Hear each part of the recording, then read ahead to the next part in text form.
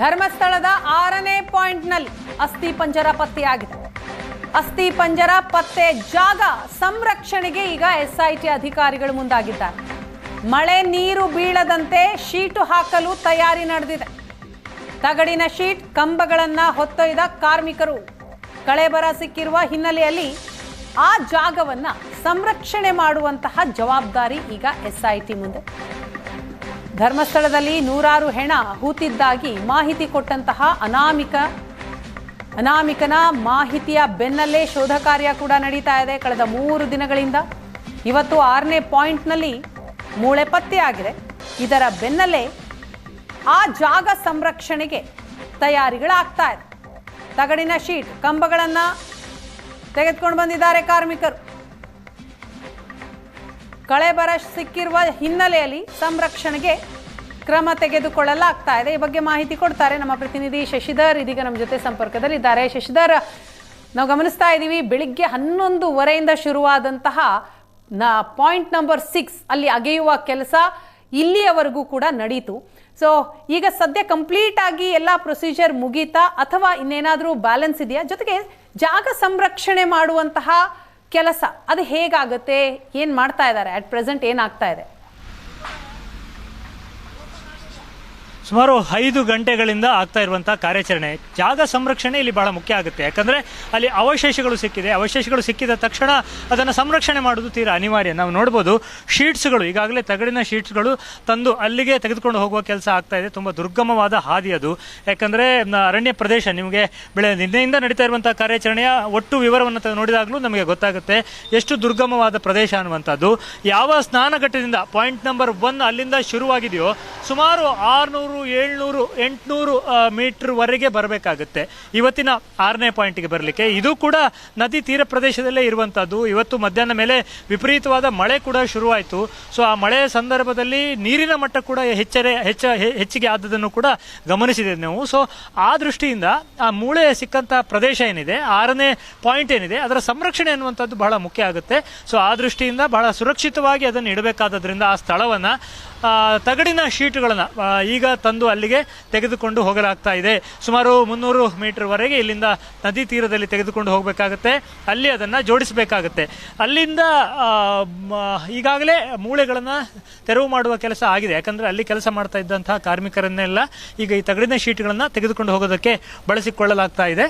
So ಅಲ್ಲಿ ಪ್ರಕ್ರಿಯೆಗಳು ಏನು ಮ್ಯಾನ್ಯುವಲ್ ಆಗಿ ಮಾಡುವಂಥ ಕೆಲಸದ ಪ್ರಕ್ರಿಯೆಗಳು, ಕಾರ್ಮಿಕರು ಮಾಡುವ ಕೆಲಸದ ಪ್ರಕ್ರಿಯೆಗಳು ಮುಗಿದಿದೆ. ಆದರೆ ತಾಂತ್ರಿಕವಾಗಿ, ಯಾಕಂದರೆ ಮೂಳೆ ಸಿಕ್ಕಿದೆ ಅಂದರೆ ಅದರ ಒಂದು ಸುರಕ್ಷತೆ ಭಾಳ ಮುಖ್ಯ ಆಗುತ್ತೆ. ಅದನ್ನು ಸಂರಕ್ಷಿಸಿ ಇಡುವಂಥದ್ದು ಮುಖ್ಯ ಆಗುತ್ತೆ. ನಾವು ನೋಡಿದೆವು, ಬಾಕ್ಸ್ಗಳನ್ನೆಲ್ಲ ತೆಗೆದುಕೊಂಡು ಹೋಗಿದ್ರು. ಆಗ ಹೇಳ್ತಾ ಇದ್ರು ಉಪ್ಪು ಅದು ಇದು ಅಂದರೆ ಸಂರಕ್ಷಣೆಗೆ ಬೇಕಾದ ಒಂದಿಷ್ಟು ಸಾಮಾನು ಸರಂಜಾಮುಗಳನ್ನೆಲ್ಲ ತೆಗೆದುಕೊಂಡು ಹೋಗಿದ್ರು. ಸೊ ಅದನ್ನು ಸಂರಕ್ಷಿಸಿ FSLಗೆ ಇವತ್ತೇ ಕಳುಹಿಸಲಾಗುತ್ತೆ ಅನ್ನುವಂಥ ಮಾಹಿತಿ ಇರುವಂಥದ್ದು. ಸುಮಾರು 12 ಮೂಳೆಗಳು ಸಿಕ್ಕಿವೆ ಅನ್ನುವಂಥ ಪ್ರಾಥಮಿಕ ಮಾಹಿತಿ ಈಗ ಲಭ್ಯ ಆಗ್ತಾ ಇರುವಂಥದ್ದು. ಅದು ಓರ್ವ ಪುರುಷನದ್ದು ಆಗಿರಬೇಕು ಅನ್ನುವಂಥದ್ದು ಇರುವಂಥ ದಟ್ಟವಾದ ಸಂಶಯ.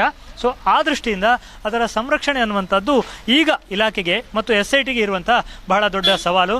ನಾನು ನೇತ್ರಾವತಿಯ ಬ್ರಿಡ್ಜ್ ಏನಿದೆ ಅಲ್ಲಿ ಇದ್ದೇನೆ. ಸಾಕಷ್ಟು ಜನ, ಅಂದರೆ ನಿನ್ನೆ ಜನ ಕಡಿಮೆ ಇದ್ದರು, ಇವತ್ತು ಮಧ್ಯಾಹ್ನದವರೆಗೂ ಕೂಡ ಜನ ಕಡಿಮೆ ಇದ್ದರು. ಆದರೆ ಯಾವಾಗ ಮೂಳೆ ಸಿಕ್ಕಿತು 6ನೇ ಪಾಯಿಂಟ್ ಅನ್ನೋದಲ್ಲಿ ಗೊತ್ತಾಯಿತು, ಅವಾಗಿಂದ ಕುತೂಹಲಿಗರ ಸಂಖ್ಯೆಯೂ ಕೂಡ ಜಾಸ್ತಿ ಆಗಿದೆ.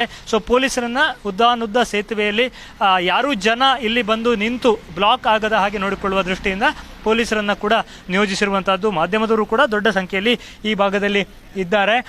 ನದಿ ತೀರ ಪ್ರದೇಶ ಏನಿದೆ ಅಲ್ಲೇ ಈ 6ನೇ ಪಾಯಿಂಟ್ ಕೂಡ ಅಲ್ಲೇ ಇದ್ದರಿಂದ ಅದರ ಕಾರ್ಯಾಚರಣೆ ಮಾಡ್ತಾ ಹೋದ ಹಾಗೆ ಅಲ್ಲಿ ನೀರಿನ ಮಟ್ಟದಲ್ಲೂ ಕೂಡ ಏರಿಕೆ. ನಾವು ಪಾಯಿಂಟ್ ನಂಬರ್ 1ನಲ್ಲಿ ನೋಡಿದ್ದೆವಲ್ಲ, ನೀರಿನ ಮಟ್ಟ ಏರಿಕೆ ಆಗುವ ಮೂಲಕ ಕಾರ್ಯಾಚರಣೆಗೆ ಅಡ್ಡಿ ಆಗಿತ್ತು ಅನ್ನೋದನ್ನು ಏನು ನಾವು ನೋಡಿದ್ದೆವು, ಅದೇ ರೀತಿಯ ಅಡೆತಡೆಗಳು ಇಲ್ಲೂ ಕೂಡ ಉಂಟಾಗಿದೆ ಅನ್ನುವಂಥದ್ದು. ಇನ್ನು ಇಲ್ಲಿ ನಾವು ನದಿ ತೀರ ಪ್ರದೇಶದಿಂದ ಆ ತಗಡಿನ ಶೀಟ್ಗಳನ್ನು ತೆಗೆದುಕೊಂಡು ಹೋಗ್ತಾ ಇರುವಂಥ ದೃಶ್ಯವನ್ನು ತೋರಿಸುವಂಥ ಪ್ರಯತ್ನವನ್ನು ಮಾಡ್ತಾ ಇದ್ದೇವೆ. ಅರಣ್ಯ ಪ್ರದೇಶಕ್ಕೆ ಇವತ್ತು ಬೆಳಗ್ಗಿನಿಂದ ನಿರಂತರವಾದ ಚಟುವಟಿಕೆ ಈ ನದಿ ತೀರ ಪ್ರದೇಶದಲ್ಲಿ. ಬೆಳಿಗ್ಗೆ ಎಲ್ಲರೂ ಹೋದರು, ಕಾರ್ಮಿಕರು ಹೋದರು ದೊಡ್ಡ ಸಂಖ್ಯೆಯಲ್ಲಿ, ಅನಂತರ ಅಧಿಕಾರಿಗಳೆಲ್ಲ ಹೋದರು. ಆನಂತರದಲ್ಲಿ ಇವತ್ತು ಮಧ್ಯಾಹ್ನ ಊಟದ ಬ್ರೇಕ್ ಅಂತ ಇರಲಿಲ್ಲ. ನಿನ್ನೆ ಮಾಹಿತಿದಾರನನ್ನು ಇಲ್ಲಿಂದ ಕರೆದುಕೊಂಡು ಹೋಗಿ ಸ್ನಾನಘಟ್ಟದಲ್ಲಿ ಆತನಿಗೆ ಊಟದ ವ್ಯವಸ್ಥೆಯನ್ನು ಮಾಡಲಾಗಿತ್ತು. ಆದರೆ ಇವತ್ತು ಊಟವನ್ನೇ ಪಾರ್ಸೆಲ್ ಆಗಿ ಇಲ್ಲಿಂದ ತೆಗೆದುಕೊಂಡು ಹೋಗಿ ಯಾವ ಅಧಿಕಾರಿ ಕೂಡ ಬೆಳಿಗ್ಗೆ 12 ಗಂಟೆಗೆ 11 ಗಂಟೆಯ ನಂತರ ಆ ಭಾಗಕ್ಕೆ ಹೋದವರು ವಾಪಸ್ಸು ಬಂದಿಲ್ಲ. ನಂತರ ನಿರಂತರವಾಗಿ ಒಂದಾದ ಮೇಲೆ ಒಂದು ಸ್ವತ್ತುಗಳನ್ನು ತೆಗೆದುಕೊಂಡು ಹೋಗಲಾಗ್ತಾ ಇದೆ. ಒಂದಿಷ್ಟು ಕುರ್ಚಿಗಳನ್ನು ತೆಗೆದುಕೊಂಡು ಹೋದರು. ಅನಂತರ ಪ್ಲೇಸನ್ನು ಕವರ್ ಮಾಡಲಿಕ್ಕೆ ಬೇಕಾದ ಒಂದಷ್ಟು ಶೀಟ್ಸ್ಗಳನ್ನೆಲ್ಲ ತೆಗೆದುಕೊಂಡು ಹೋಗಿದ್ರು. ಅನಂತರ ಆ ಜಾಗವನ್ನು ಕವರ್ ಮಾಡಿ ಆ ಮೂಳೆಗಳನ್ನು ತೆಗೆಯುವ ಕೆಲಸ ಆಯಿತು. ಆಗ ಮಳೆ ಬಂತು. ಮಳೆಯಿಂದ ಕಾರ್ಯಾಚರಣೆಗೆ ಒಂದಿಷ್ಟು ಅಡ್ಡಿ ಆಯಿತು. ಪಂಪ್ ಸೆಟ್ ಅಳವಡಿಸುವ ಮೂಲಕ ನೀರನ್ನು ತೆರವು ಮಾಡಲಾಯಿತು. ಅನಂತರ ಒಂದಿಷ್ಟು ಪೈಪ್ಗಳನ್ನು ತೆಗೆದುಕೊಂಡು ಹೋದರು. ಶ್ವಾನದಳ ಕೂಡ ಬಂತು. ನಾವು ನೋಡಿದ್ದೆವು ಮೊದಲ ದಿನ ಕೂಡ ಶ್ವಾನದಳ ಬಂದಿತ್ತು. ಏನಾದರೂ ಒಂದು ವಸ್ತು ಸಿಕ್ಕಿತು ಅಂದರೆ ಅದೊಂದು ಪ್ರೋಟೋಕಾಲ್ ಆಗಿರುತ್ತೆ. ಸೊ ಶ್ವಾನದಳ ಹೋಗಿ ಒಂದು ಅರ್ಧ ಗಂಟೆಯವರೆಗೆ ಅದರಿಂದ ಏನು ಪರಿವೀಕ್ಷಣೆಗಳೆಲ್ಲ ಆಗಬೇಕಾದದ್ದೆಲ್ಲ ಆಯಿತು. ಆ ನಂತರದಲ್ಲಿ ಮತ್ತೆ ಮಳೆ ಶುರುವಾಗಿರುವಂಥದ್ದು. ಸೊ ಆ ದೃಷ್ಟಿಯಿಂದ ಆ ಪ್ಲೇಸನ್ನು ಸಂರಕ್ಷಿಸಿ ಇಡಬೇಕಾಗತ್ತೆ. ಹಗಲು ರಾತ್ರಿ ಕಾವಲು ಇರುತ್ತೆ. ಸೊ ಆ ದೃಷ್ಟಿಯಿಂದ ಈಗ ಅಲ್ಲಿಗೆ ತಗಡಿನ ಶೀಟ್ಸ್ಗಳನ್ನು ತೆಗೆದುಕೊಂಡು ಹೋಗಲಾಗಿದೆ. ನೀರಿನ ಮಟ್ಟ ಕೂಡ ಏರಿಕೆ ಆಗಿದೆ. ನಾವು ನದಿಯ ನೀರಿನ ಮಟ್ಟವನ್ನು ನೋಡಿದರೆ ಅಲ್ಲೂ ಕೂಡ ಏರಿಕೆ ಆಗಿದೆ. ಪೊಲೀಸ್ ಭದ್ರತೆ ಈ ಭಾಗದಲ್ಲಿ ಮುಂದುವರೆದಿರುವುದನ್ನು ಕೂಡ ನಾವು ಗಮನಿಸಬಹುದು. ಸೊ ಈ ಎಲ್ಲ ವಿಚಾರಗಳಿಂದ ತಿಳಿದು ಬರೋದು ಏನಪ್ಪಾ ಅಂದರೆ ಇವತ್ತು ಕೇವಲ ಪಾಯಿಂಟ್ ನಂಬರ್ 6 ಮಾತ್ರ ಆಪರೇಟ್ ಮಾಡ್ತಾರೆ ಅನ್ನುವಂಥದ್ದು. 7ನೇ ಪಾಯಿಂಟನ್ನು ಆಪರೇಟ್ ಮಾಡಲಿಕ್ಕೆ ಬೇಕಾದ ಎಲ್ಲ ಸಿದ್ಧತೆಗಳನ್ನು ಮಾಡಿಕೊಂಡಿದ್ರೂ ಕೂಡ AC ಅವರ ಸೂಚನೆಗೆ ಕಾಯಲಾಗ್ತಾ ಇತ್ತು. ಆದರೆ AC ಅವರಿಂದ ಗ್ರೀನ್ ಸಿಗ್ನಲ್ ಸಿಗಲಿಲ್ಲ. ಯಾಕಂದರೆ ಬಹಳ ಮಹತ್ವದ ಕಾರ್ಯಗಳಿರುತ್ತೆ 6ನೇ ಪಾಯಿಂಟ್ನಲ್ಲಿ. ಸೊ ಆ ದೃಷ್ಟಿಯಿಂದ ನಾವು ನೋಡಿದಾಗ ಇವತ್ತು ಏನಿದ್ರು 6ನೇ ಪಾಯಿಂಟಿಗೆ ಸೀಮಿತ ಆಗಿರುತ್ತೆ ಕಾರ್ಯಾಚರಣೆ ಅಂತ. ಸೊ ಡೇ 1 1, ಡೇ 2 4, ಡೇ 3 ಅಂದರೆ ಇವತ್ತು 3ನೇ ದಿನ ಕೇವಲ 1 ಪಾಯಿಂಟನ್ನು ಮಾತ್ರ ಏನು ಕಾರ್ಯಾಚರಣೆ ಮಾಡೋದಕ್ಕೆ ಸಾಧ್ಯ ಆಗಿದೆ. ಸೊ ಇವತ್ತು ಸಂಜೆಯ ವೇಳೆಗೆ 6 ಪಾಯಿಂಟ್ಗಳು ಮುಕ್ತಾಯ ಆಗಬಹುದು ಅನ್ನುವಂಥದ್ದು. 6ನೇ ಪಾಯಿಂಟ್ ಏನು ನಮಗೆ ಅರಣ್ಯ ಪ್ರದೇಶದಲ್ಲಿ ಕಾರ್ಮಿಕರು ಬರ್ತಾ ಇರುವಂಥ ಭಾಗದ ಹಿಂಭಾಗದಲ್ಲಿರುವಂಥದ್ದು. 7 ಕೂಡ ಅಲ್ಲೇ ಇದೆ ಅಂತ ಹೇಳುವಂಥದ್ದು. ಸೊ 6, 7ಕ್ಕೆ ಬೇಕಾದ ತಯಾರಿಗಳಿವೆ. ಆದರೆ ಸಮಯ ಕಳೀತಾ ಬಂತು. ಇನ್ನು ಕತ್ತಲೆ ಆವರಿಸ್ತಾ ಇದ್ದ ಹಾಗೆ ಯಾವುದೇ ಕಾರ್ಯಾಚರಣೆಯನ್ನು ಮಾಡೋದಕ್ಕೆ ಸಾಧ್ಯ ಆಗುವುದಿಲ್ಲ. ಸೊ ಆ ದೃಷ್ಟಿಯಿಂದ ಒಬ್ಬೊಬ್ಬರಾಗಿ ಕಾರ್ಮಿಕರು ಅಲ್ಲಿನ ಕೆಲಸಗಳನ್ನು ಮುಗಿಸ್ಕೊಂಡು ತಮ್ಮ ಏನು ಕೆಲಸ ಮುಗಿಸಿದವರು ಕೈಕಾಲು ತೊಡ್ಕೊಳ್ಳೋದು ಇನ್ನೊಂದು ಮತ್ತೊಂದು ಅಂತ ಈಚೆ ಬರ್ತಾ ಇದ್ದಾರೆ. ಉಳಿದವರು ತಗಡಿನ ಶೀಟ್ಸ್ಗಳನ್ನು ತೆಗೆದುಕೊಂಡು ಆ ಪ್ರದೇಶವನ್ನು ಸಂರಕ್ಷಿಸಲಿಕ್ಕೆ ಬೇಕಾದ ವ್ಯವಸ್ಥೆಯನ್ನು ಮಾಡ್ತಾ ಇದ್ದಾರೆ. ಇನ್ನು ಆ ಕಾರ್ಮಿಕರಿರುವ ಪಾಯಿಂಟ್ನಿಂದ ನಾವು ಸೀದಾ ಬಲಕ್ಕೆ ಬಂದರೆ ಸೇತುವೆ ಏನು ಕಾಣ್ತಾ ಇದೆ. ಈ ಸೇತುವೆಯ ಬುಡದಲ್ಲಿ 8ನೇ ಪಾಯಿಂಟ್ ಇರುವಂಥದ್ದು. ಇಲ್ಲಿ ನಾವು ತಿಳ್ಕೊಬಾರ್ದು ಏನಂದರೆ 8ನೇ ಪಾಯಿಂಟ್ ಎಷ್ಟು ಸಾರ್ವಜನಿಕರಿಗೆ ಓಪನ್ ಆಗಿದೆ ಅನ್ನೋದನ್ನು ನೋಡಿ ನೀವು. ಸೊ ಸಹಜವಾಗಿ ಆ ಪಾಯಿಂಟಲ್ಲಿ ಕಾರ್ಯಾಚರಣೆ ಮಾಡುವಂತಹ ಸಂದರ್ಭದಲ್ಲಿ ಇನ್ನಷ್ಟು ಭದ್ರತಾ ವ್ಯವಸ್ಥೆಗಳನ್ನು ತೆಗೆದುಕೊಳ್ಬೇಕಾಗುತ್ತೆ. ಯಾಕಂದರೆ ಇವತ್ತು ಏನು ಸಾರ್ವಜನಿಕರ ಕುತೂಹಲಿಗರ ಓಡಾಟವನ್ನು ನಾವು ನೋಡಿದೆವು. 8ನೇ ಪಾಯಿಂಟ್ನಲ್ಲಿ ಕಾರ್ಯಾಚರಣೆ ಆಗುವಾಗ ಸಹಜವಾಗಿ ಇನ್ನೂ ಆ ಸಂಖ್ಯೆ ಹೆಚ್ಚಾಗುವಂಥ ಸಾಧ್ಯತೆ ಇದೆ. ಸೊ ಇನ್ನು ಸಹಜ ಶಶಿಧರ್, ಯಾಕಂತಂದ್ರೆ ಎಲ್ಲರ ಚಿತ್ತ ಇರುವಂತದ್ದು ಧರ್ಮಸ್ಥಳದ ನೇತ್ರಾವತಿ ಸ್ನಾನಘಟ್ಟದಲ್ಲಿ ಆಗ್ತಾ ಇರುವಂತಹ ಶೋಧ ಕಾರ್ಯದ ಬಗ್ಗೆನೇ. ಸೊ ಹಾಗಾಗಿ ಅಲ್ಲಿ ಏನಾಗ್ತಾ ಇದೆ, ಏನಾಗುತ್ತೆ ಅನ್ನುವಂತಹ ಕುತೂಹಲ ಎಲ್ಲರಲ್ಲೂ ಕೂಡ ಸಹಜ. ಥ್ಯಾಂಕ್ ಯು ಸೋ ಮಚ್ ತಮ್ಮೆಲ್ಲ ಅಪ್ಡೇಟ್ಸ್ಗಾಗಿ.